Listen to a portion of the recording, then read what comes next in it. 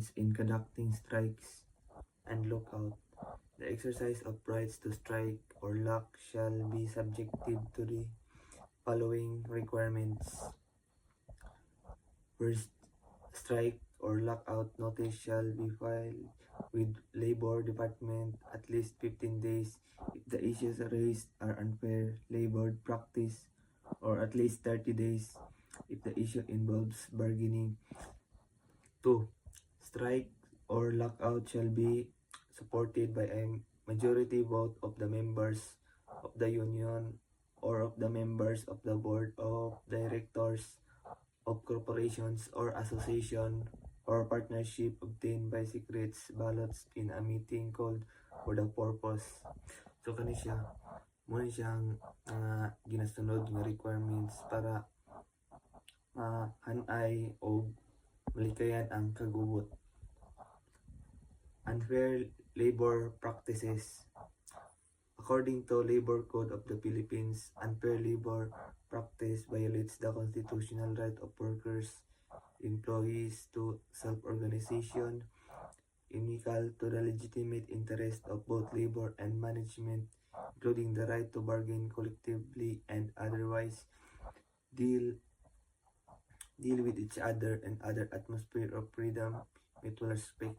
So kani siya nga practices muna siya ang mga gahatag o kagubot sa workplace mo nang dapat ginanlikayan na siya kay dako kay possibility nga ang employee ug ang katong employer is magka-conflict sila sa ilang workplace. Unfair labor practices of employees. The Labor Code of the Philippines considers the following of unfair practices of employees, such as interfering with, restraining, or coercing employees in the exercise of the right to self-organization.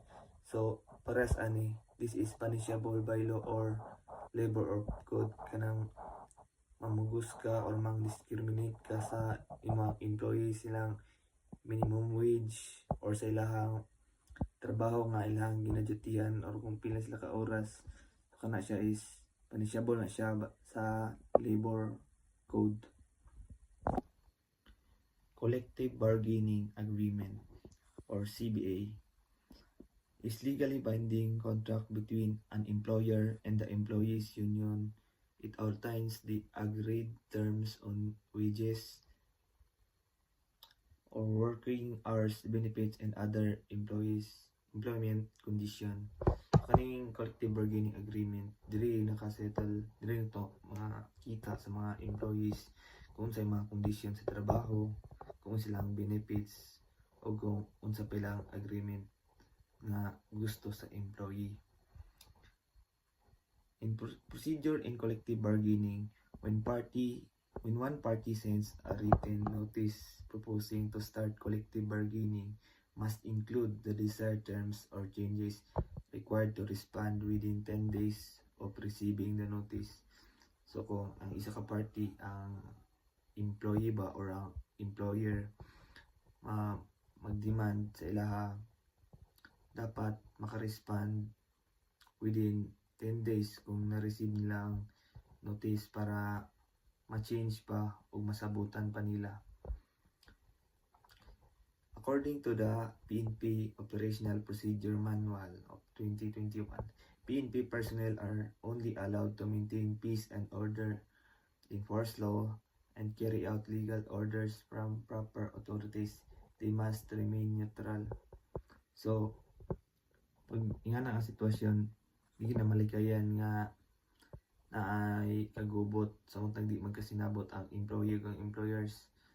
So, ang mahitabo lagi ng PNP, but ang PNP di na sila pwede magpataka lang, ilarang yung work sa ingana nga sitwasyon is to maintain peace and order, except na lang kung create na gyud og chaos tong usa sa party. Example, mang-provoke na gyud or mang-attack, diya na gyud mo action ang PNP personnel.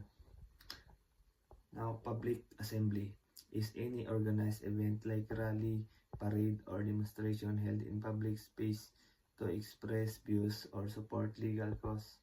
So kani siya, kani mga legal ni siya nga mga pagpahayag silang pananaw or parehas anang rally. So buot na sila na para pagawa silang katungod o kung sa ilang mga nanakit or gusto nila mapahibalo sa publiko nganong ila nang gibuhat. So freedom of peaceful assembly is a fundamental human right that allows individual and groups, including unregistered association. It plays a vital role in promoting democracy by allowing people to voice out their minority opinions. So kani siya, maor ni siya sa public assembly, pero ang nakalahi is pwede siya individual, pwede po siya group, or pwede po siya dili association. Bali, both sila sa public assembly nga gapahayag o pagbati sa publiko sa tsada nga pamaagi o ginapakita po dire kung unsa ka democratic ang isa ka nasod kay i-allow Manila na magpahayag o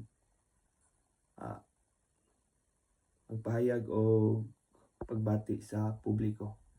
Police responses. The following are the police responses during the planning stage, initial and peaceful stage, confrontation stage, violent stage, and post-operation stage of a public assembly.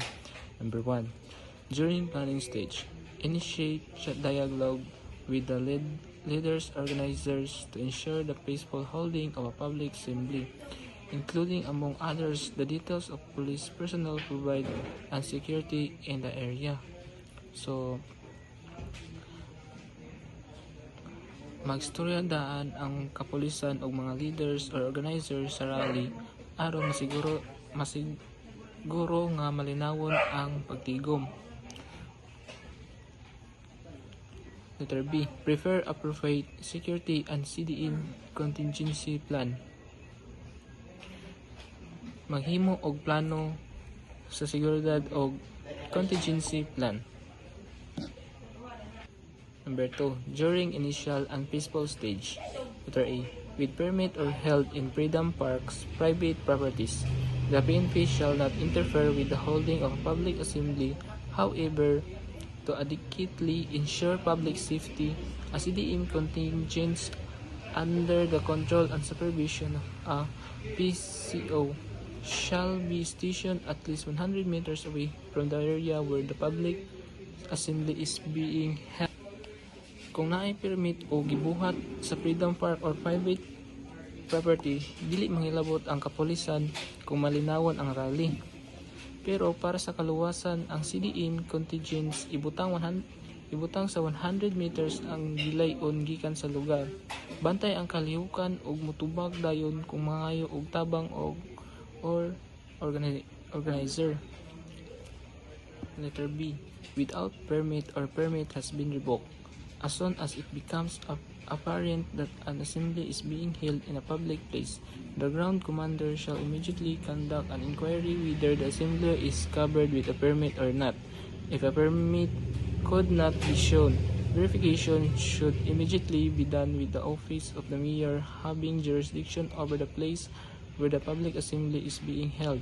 Should the office of the mayor confirm that a permit has not been issued, the leader organizer shall be informed of the fact that they are violating the law and will be asked to disperse peacefully. Maklaro nga walay permit, sultihan ang organizer nga naglapas sila sa balaod o hangyoon nga mubulag sa malinawon nga paagi. Ang PNP kinahanglan exhausted tanan peaceful nga paagi aron malikayan ang gubot. Kung dili sila mubulag, mahimo na dayon ipatuman ang disperal human ipahibalo nga nakalapas sila sa balaod. Kinahanglan makapahibalo og 3 bisis ay 3 bisis una sa buhaton ang disperal. Number 3. during branch of peace confrontation stage with or without permit. Letter E. No public assembly with a permit shall be dispersed. However, when a public assembly becomes violate the CDM contingents may disperse such public assembly in the following manners. At the first sign of an indefending violence, the ground commander shall call the attention of the leaders, organizers, of the public assembly and ask the latter to prevent any possible disturbance. Dili i-disperse kung malinawon og naay permit, pero kung magsugod og gubot, ang ground commander mangayog tabang sa leader or organizer nga pugngan ang kagubot. Ang CDM contingents magpugong nga dili makatakop sa ubang lugar ang demonstration. Kung maglabay na og bato o makadaot sa mga tao butang, ang ground commander warning na sila. Kung dili gyapon mosunod ug mopadayon ang kagubot, i-disperse na dayon ang rally. 4. During violation stage, non-lethal weapon and equipment may be used to suppress violence, to protect lives, and prevent further damage to properties. Gamiton ang non-lethal weapon like water cannon, tear gas, baton, or riot stick aron mapungan ang gubot ug maprotektahan ang kinabuhi ug kabtangan. Letter B.